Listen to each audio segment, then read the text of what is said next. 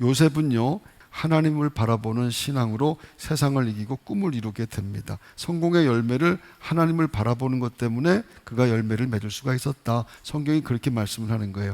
그 창세기 45장 5절에 보면은 하나님이 생명을 구원하시려고 나를 당신들 앞서 보내셨나이다. 이렇게 형들 앞에서 얘기를 합니다. 하나님이 보내셨고 하나님이 되게 만드신 거예요. 내가 내 힘으로 노력하고 땀 흘려서 공부해서 된 것 아닙니다. 원망이나 불평이 그에게는 터질 수가 없어요. 왜냐하면 이 모든 것들이 하나님의 계획 가운데 있는 것이고 하나님의 인도하심 가운데 있는 일이기 때문입니다. 여러분의 고백도 같은 고백이 되시기를 바랍니다. 지금 어떤 형편에 있든 기도하는 자리에 설 수 있도록 하신 것은 하나님의 선하신 인도하심의 결과인 줄로 믿습니다.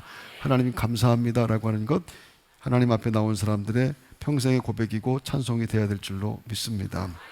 하나님의 원대하신 뜻은 이스라엘 백성을 가나안 땅으로 인도하시는 것이었습니다. 하지만 하나님의 뜻과 섭리를 아는 사람은 모세와 여호수아 같은 사람밖에는 없었다라고 하는 것이에요.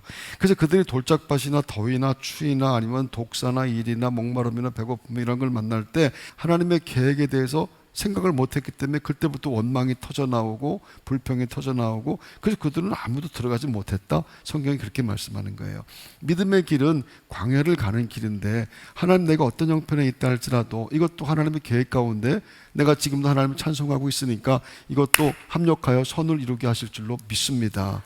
견디고 버티고 이기고 승리하고 극복하고 나가는 것이 믿음의 삶인 줄로 믿습니다. 요셉의 신앙의 가장 중요한 특징은요, 이 모든 것들은 하나님이 하셨다라고 하는 고백이라고 하는 겁니다. 내가 지금 이렇게 아무런 죄 없이 노예로 살지만 이것도 하나님의 계획 가운데 있는 일이며, 내가 이렇게 죄수 신분이 된 것도 이것도 하나님의 계획 가운데 있는 일이라.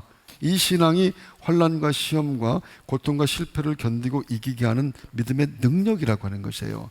여러분, 예수 믿는 거 절대 시시하지 않습니다. 이 믿음의 이 엄청난 능력이 여러분의 삶 가운데 지금도 발현되고 있으며 지금도 증거되게 되는 줄로 믿습니다. 하나님이 하셨습니다라고 고백하는 사람이 그게 하나님의 사람인데, 주가 나를 쓰실 때 핑계대면 안 되는 것이고 아끼지 말아야 되는 것이고, 하나님 이것도 하나님께서 하라고 하시는 일이니 내가 순종하면서 합니다. 이 일을 통해서 더 놀랍고 아름다운 일들을 하나님 오늘도 만드실 줄로 믿습니다. 하나님 오늘도 이렇게 서게 해주셨으니 하나님의 뜻과 계획을 다시 한번 깨닫는 기회가 되기를 원합니다. 그런 마음으로 기도해서 하나님의 역사를 체험하는 사람들 여러분 모두가 다 되시기를 주의 이름으로 축원합니다.